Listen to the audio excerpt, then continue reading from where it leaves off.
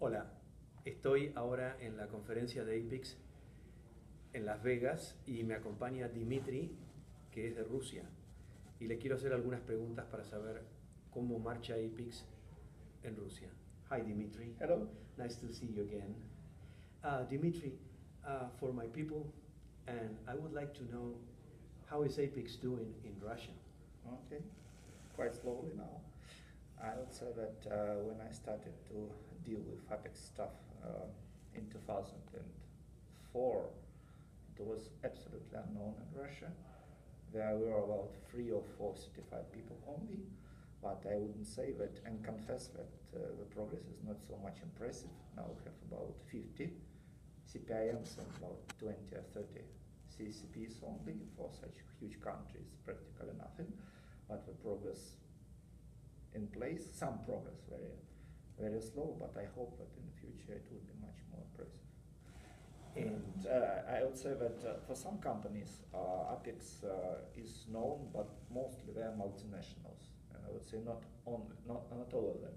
Some multinationals know about APICS well, like Unilever, which is in Russia, in a lot of locations, and they bought a lot of companies which are locals and became multinational company as well.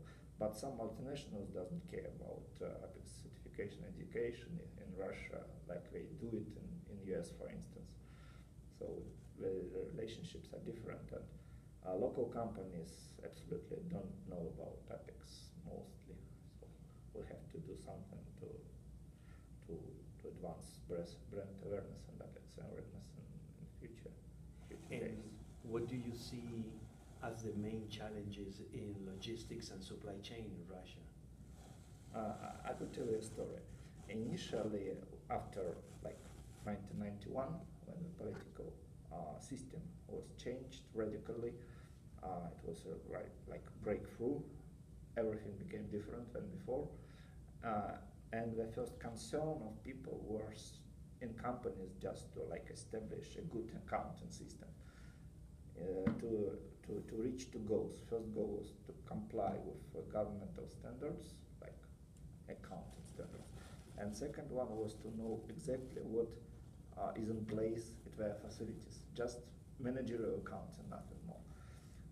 And it lasts until probably a time 2 or 3 years before that day. And at that time they started to think about planning as well. So before 2 or 3 years ago, planning was just like a matter of arts, not a science maybe, and it was sometimes arbitrary to understanding what the market economy is. So before 1991, people believed that plan is very important thing. Everything was planned, but the results was not so much spectacular because every time something was in deficit. And after 1999, people believed that, well, market economy is not about planning, it's about just following the market, and that's it. And planning system is not the primary place, and it's not the primary concern of the business. So business must be agile enough just to react to what things. And only 3 or 4 years ago, an understanding became that market economy is about planning as well. And companies started to look for decisions and concepts and philosophy, how to plan, how to deploy plans from top level to down levels of planning system.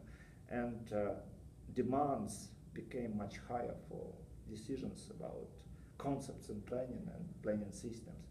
And as a consultant, I observe this evolution after 1999, and now it's time for planning decisions. And I hope that when we speak about planning, when we speak about supply chains, it's time for APICS to come.